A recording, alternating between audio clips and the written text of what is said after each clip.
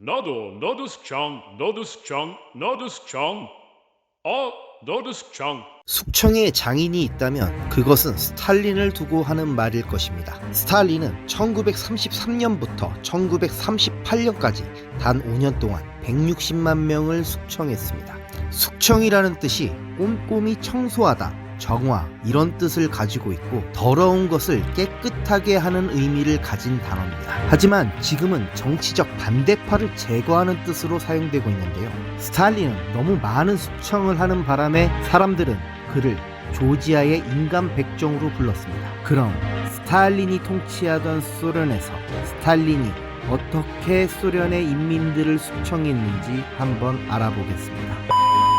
처음의 시작은 레닌이 사망하고 자신이 소비에트 연방공화국의 지도자가 되면서 시작이 됩니다.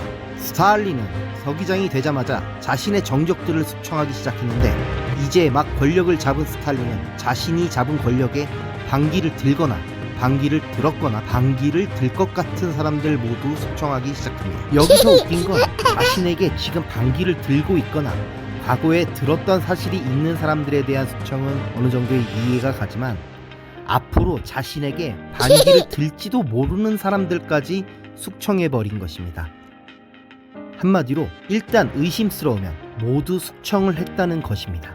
급기야는 아무런 범법 행위를 하지 않은 인물들 역시 기분에 따라 숙청을 했는데요. 그 수가 너무 많아져서 소련의 국력까지 영향을 주었습니다. 그리고 그 숙청에 의해 또 다른 반대 세력이 생길 수도 있었기 때문에 숙청 대상자뿐만 아니라 숙청 대상인의 가족, 친구들까지 아주 융통성 있게 적용되어 함께 숙청을 당했습니다. 스탈린은 아주 꼼꼼한 성격이었습니다. 수많은 서류들을 자신이 직접 보고 결제를 하였고 자신이 신경 쓰지 않아도 될 일들까지 직접 신경을 쓰며 일을 했습니다. 이러한 성격은 숙청을 진행할 때도 그 성격이 나왔는데요. 아주 지극히 스탈린 본인의 판단으로 숙청 대상자들을 검토하고 결정하였습니다. 그는 주로 자신의 권력에 방해가 될 것 같다 싶으면 그대로 숙청을 하였고 자신의 군대 역시 예외는 아니었습니다. 군대를 정치적 수단으로 생각했던 스탈린은 군대가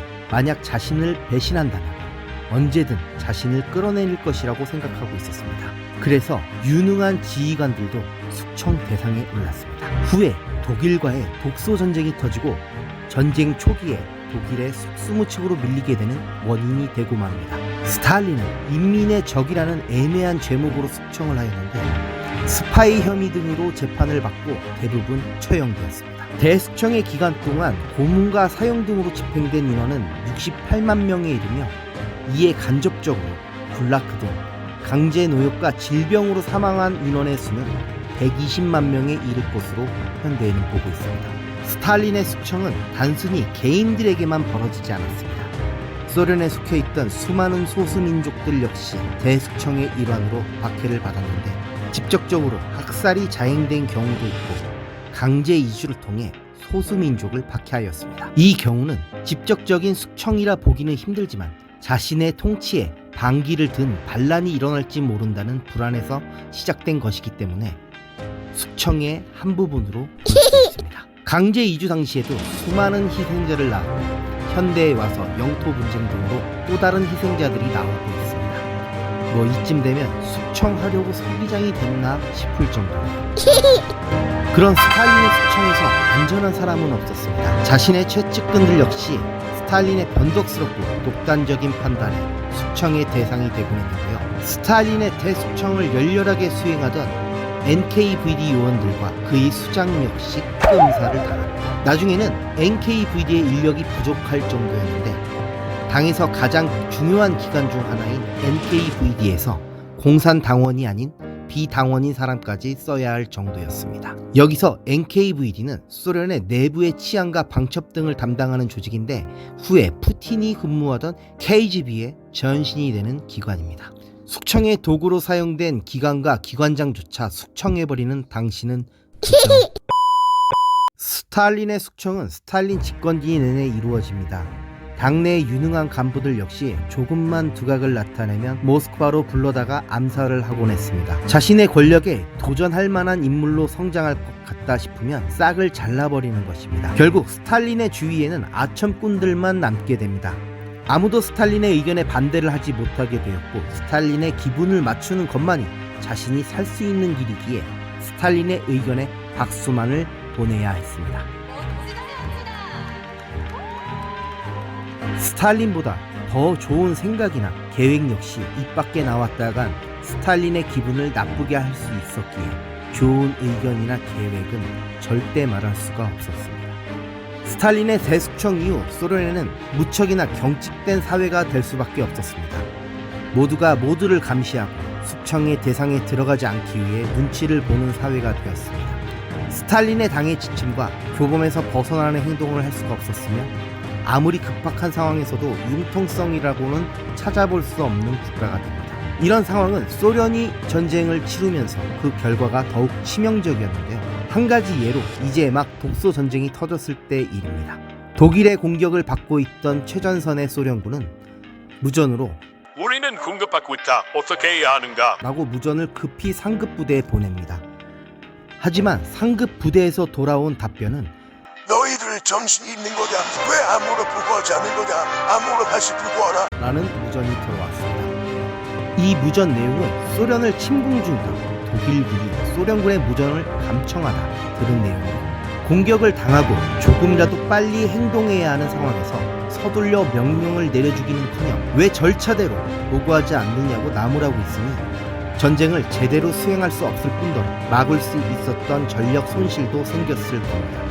이러한 사례를 보았을 때 소련의 군대가 스탈린의 숙청 때문에 얼마나 막장이 되었는가를 엿볼 수 있는 일이었습니다. 이처럼 스탈린의 독단에 의한 대숙청은 소련을 엉망으로 만들었습니다. 그리고 소련뿐만 아니라 소련과 연관이 있는 모든 국가와 민족을 막장의 상태로 치닫게 만들었습니다.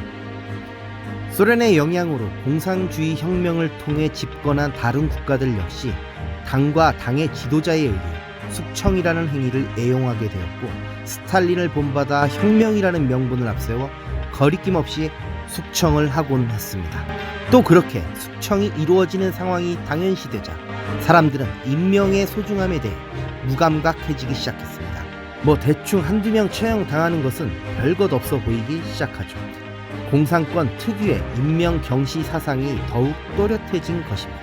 소련 말고도 중국이 그러했으며 지금에 와서는 북한의 숙청이 아주 빈번한데 스탈린의 숙청과 무척 닮아 있습니다. 서로를 감시하고 자신이 살기 위해 무고한 이웃을 밀고 하는 것은 공산주의의 패시브처럼 되어버렸으니까요.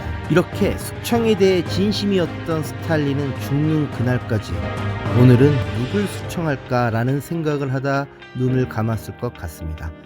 스탈린의 이런 공포스럽고 억압된 통치는 스탈린 자신의 권력은 확고히 했을지 모르겠지만 공산주의의 몰락을 더욱 앞당겼고 인간 본연의 욕망인 자유에 대한 욕망을 더욱 자극하여 소련 붕괴의 시기를 앞당겼을 것입니다. 스탈린은 말했습니다. 가장 믿음이 가는 사람이 가장 의심받아야 할 사람이다. 이렇게 스탈린은 모두를 믿지 못하고 외로운 독재자로 눈을 감았습니다. 또 그의 대숙청을 적극적으로 실행해 옮긴 스탈린의 수하 니콜라이 예조프 NKV 수장은 이런 말을 또 남겼습니다. 한 명의 스파이를 놓치는 것보다 수십 명의 무고한 사람이 고초를 겪는 것이 더 낫다. 숲을 베어내다 보면 나무 조각이 튀기 마련이다. 결국 그 역시 철저히 이용된 후 나무 조각처럼 숙청을 당했습니다. 스탈린의 숙청은 자신이 광기에서 나온 소련의 지난 흑역사입니다. 아직도 우리와 가까운 북한에서는 이 흑역사를 계속 쓰고 있는 중입니다. 어서 통일이 되어 북한의 주민들을 숙청의 공포에서 벗어나게 해줬으면 좋겠습니다. 구독과 좋아요 안 하면 여러분도 숙청